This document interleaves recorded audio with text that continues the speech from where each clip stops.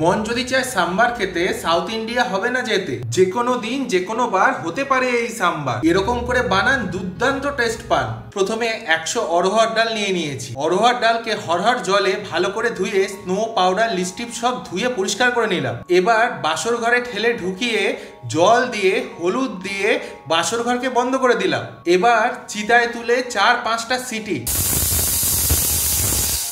পড়ে গেলে ঢাকনা খুলে ভালো করে ঘেটে নিন, ঠিক এরকম ভাবে। এবার সবজির ঝুড়ি থেকে নিজের পছন্দের মতো সবজি নিয়ে ভদ্রলোকের মতো টুকরো টুকরো করে পিস করে নিন। আমার ভাণ্ড থেকে আজকে এইগুলোই উদ্ধার হলো। এবার কড়াইয়ে তেল গরম করে ফোড়ন হিসাবে প্রথমে দিতে হবে আমাদের হিং, তারপর দিতে হবে কালো সর্ষে, সঙ্গে গোটা জিরে। আর যদি কারি পাতা ভুলে যান তাহলে 7 বছর জেল হবে।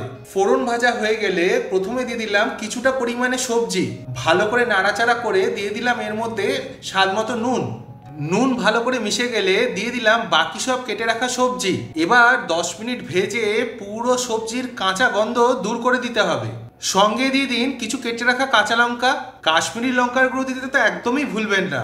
সব ভালো করে মিশে গেলে তারপরে দিয়ে দিন কুচিয়ে রাখা রসুন, সঙ্গে জামাই কাটিং পেঁয়াজ, সব দিয়ে মিশিয়ে আরো মোটামুটি 5-7 মিনিট ভেজে নিন। সব যখন মোটামুটি ঠিকঠাক ভাজা ভাজা হয়ে যাবে তখন দিয়ে দিন সেদ্ধ করা ডাল।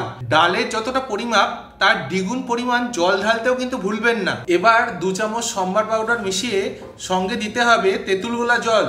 গুড় বা বাতাসা তো একদমই ভোলা যাবে না। সঙ্গে দিয়ে দিলাম কেটে রাখা টমেটো। এবার সব মিলিয়ে সবজিটাকে শুধু সেদ্ধ হতে দিন। এরকম করে বানালে সবজি গোটা গোটা থাকবে, ভাত পাতে সবজিকে পোস্টমর্টম করে খুঁজতে হবে না। সবকিছু ঠিকঠাক হয়ে গেলে কুচনো ধনেপাতা মেশান আর নামান।